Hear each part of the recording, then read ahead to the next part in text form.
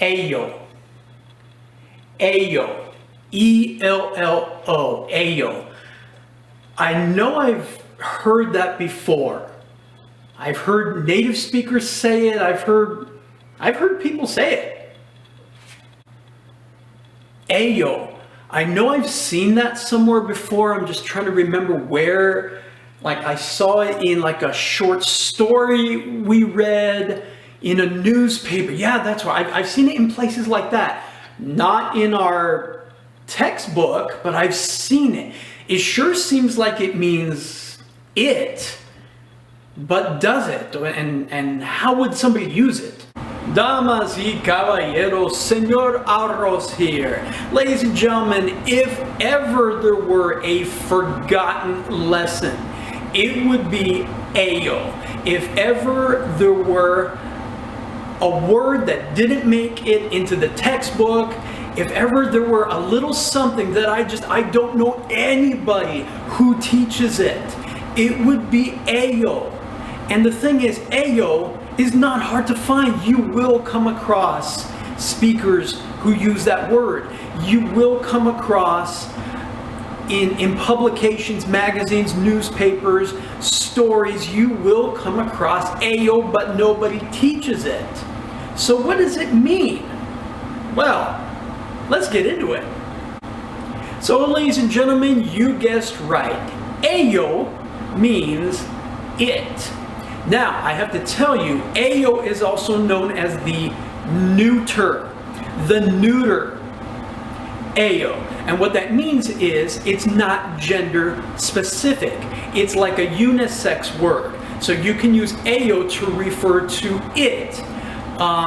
If it is masculine or feminine, it doesn't matter. Ello fits for both. Now, when do you use it? So, Ello definitely means it. However, and this is a big however, ladies and gentlemen, this is the point to be taking a couple of notes, and here's where you want to put an asterisk. So Ello means it, but it cannot refer to a specific noun. That's right. It means it, but doesn't refer to anything real specific. If that sounds a little confusing, good news, we'll clear it up with just a couple of examples.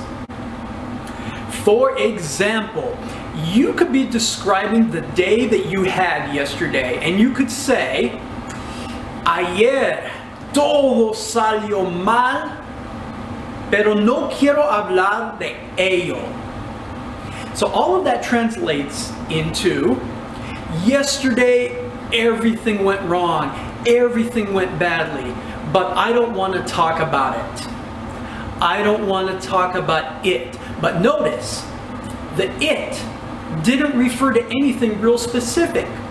It sure seemed like you were talking about like a group of things, a cluster of things that went wrong, that went badly. Exactly. But when you end with, I don't want to talk about it, it does not refer to anything specifically. There's a good example of when to use it. Or you could use it to translate the good old generic, don't worry about it, don't worry about it. For example, a family member, a friend is stressing out about a bunch of things. Is saying, oh man, ooh, we got a busy week this week. We got meetings, we got reports to write, we got to call this person back, we got to get so much done. And you say to them, no te preocupes por ello. No te preocupes por ello. Don't worry about it. Okay, your friend had just mentioned a cluster of things, but you're making that general statement, don't worry about it. No te preocupes por ello. You're not referring to any specific thing. Among the many things he or she just said, you're not referring to anything real specific. You're just saying it. Don't worry about it. No te preocupes por ello.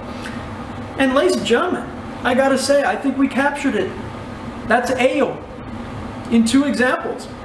Teachers, educators out there at any level, I think Ello is a great thing to throw in at the end of a day, especially one of those days where you've ended a little early and you still want to throw some real simple informational thing at students at any level, and I think it's really easy to learn.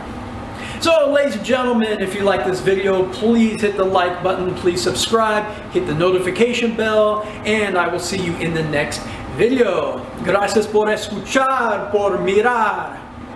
He dicho.